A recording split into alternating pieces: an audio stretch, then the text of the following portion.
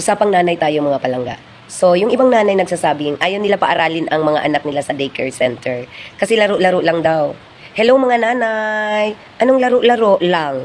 Anong lang? Ba't nyo nilalang ang mga laro-laro? Hindi nyo ba alam na ang daming natutunan ng mga bata sa pakikipaglaro sa kapwa nila? Huwag nyo lang nilalang ang daycare center. Kaya pala yung mga anak ninyo pag pumapasok na ng kindergarten, nasa shock. Nasa shock. Dahil marami palang mga bata. So sa daycare center, doon sila unang iti-train para makipag-communicate sa ibang mga bata, makitungo sa ibang bata. Oo, kung paano nila dalhin yung kanilang mga sarili. Kaya wag nyong nilalang ang kindergarten, ang daycare center, ha? Oo. Wag nyong nilalang talaga. Masyado kayong sa daycare center yung iba dyan. Kami magpapasalamat talaga kami kapag yung mga bata dumaan ng daycare center.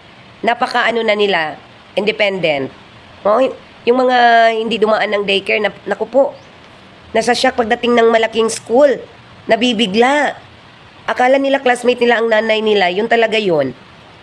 Tapos pati yung nanay, nabibigla din. Parang hindi niya alam na kinder na ang anak niya. Oh, yun yung kagandahan kapag pinapasok natin yung mga anak natin sa daycare center. Hindi ibig sabihin nag-daycare center sila, mag-plus na sila, mag-time sila. Maglalaro muna sila mga nanay. Ang daming nade-develop na mga domain sa pakikipaglaro o sa paglalaro. Oo, kaya ipasok nyo ang mga anak nyo sa daycare center, ha? Para hindi mahirapan ang mga nanay kapag kinder na ang anak nila. Kapag mag-kinder na ang mga anak ninyo, hindi na rin mahihirapan ang guro.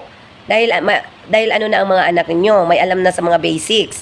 So, ang gagawin na lang ng kindergarten teacher, ano na lang yan, i-develop na lang kung ano yung kulang doon. I-enhance.